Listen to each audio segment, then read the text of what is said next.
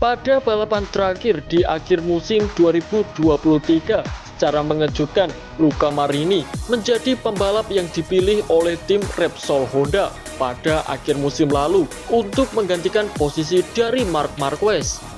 Ketika semua orang tengah mencoba menerapkan logika dalam momen transisi itu menyusul pengumuman Marc Marquez bahwa ia tidak akan menyelesaikan tahun terakhir pada kontraknya dengan tim Repsol Honda. Di tempat lain, di pedok MotoGP, Luca Marini melihat kepindahan Marc Marquez itu sebagai peluang unik untuk bergabung dengan tim tersukses sepanjang sejarah MotoGP itu. Ia tak peduli meskipun saat ini tim Honda sedang mengalami salah satu momen terburuk di ajang balap MotoGP. Luca Marini ingin melepaskan diri dari bayang-bayang sang kakak, yakni Valentino Rossi, yang telah membukakan jalannya ke MotoGP. Pembalap berusia 26 tahun tersebut ingin membuktikan bahwa tanpa balapan di rumah sendiri, ia mampu menunjukkan kemampuannya.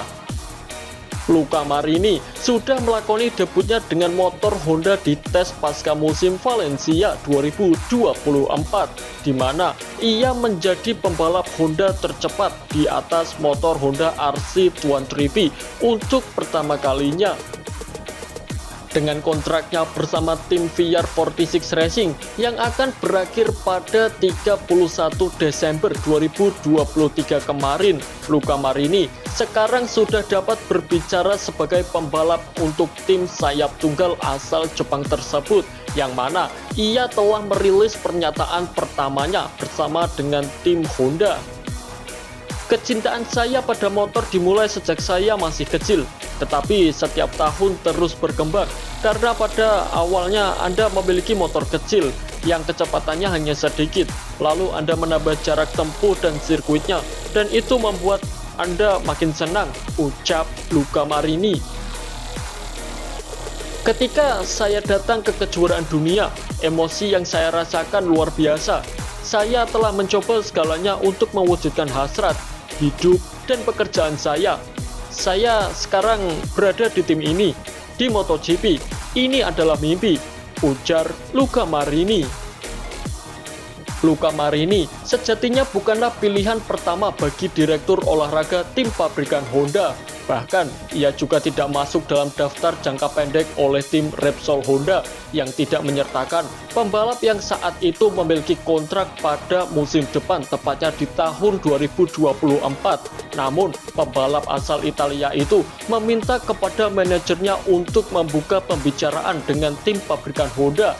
Ia adalah orang pertama yang menawarkan dirinya, dan para bos di Tokyo mengapresiasi keinginan dan semangatnya itu, yang membuatnya kini terpilih menjadi pembalap tim Repsol Honda.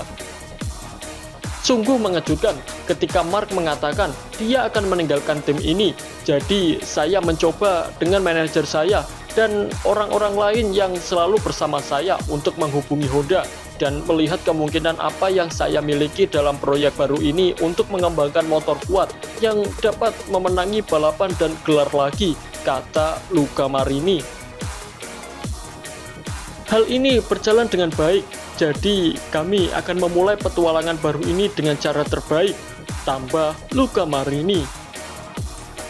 Terlepas dari kenyataan bahwa Alberto Puig dan juga tim sebenarnya menginginkan pembalap untuk satu musim saja dan untuk membebaskan diri dari pasar pembalap MotoGP 2025 mendatang, namun Luca Marini berhasil meyakinkan lalu mendapatkan kontrak 2 tahun dari tim Repsol Honda untuk memulai proyek baru.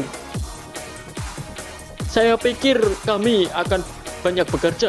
Saya sudah bisa melihat dan bertemu banyak orang di dalam. Saya sangat suka bekerja dengan orang Jepang dan budayanya. Dengan motor ini, kami berusaha keras sejak awal karena Honda harus kembali memenangi balapan sesegera mungkin, ujar Luca Marini. Tujuannya sekarang adalah untuk meningkatkan motor, untuk mendapatkan performa yang baik. Dalam hal pertama yang harus saya lakukan adalah mengalahkan rekan setim saya di Honda. Ini tidak akan mudah. Saya hanya memiliki sedikit pengalaman dengan motor ini saat ini, tetapi saya akan melakukan yang terbaik untuk semuanya, ungkap Luca Marini. Salah satu kabar baik bagi Luca Marini adalah bahwa Honda akan memiliki sistem konsesi baru untuk dapat mengembangkan motor RC200V dengan lebih cepat. Ia akan dapat bertemu lagi dengan motor barunya pada shakedown test di sirkuit Sepang, Malaysia pada tanggal 1 hingga 3 Februari mendatang, serta tes pramusim resmi pada 2024 dari tanggal 6 hingga 8 Februari sebelum tes terakhir di Qatar pada tanggal 19 dan 20 Februari.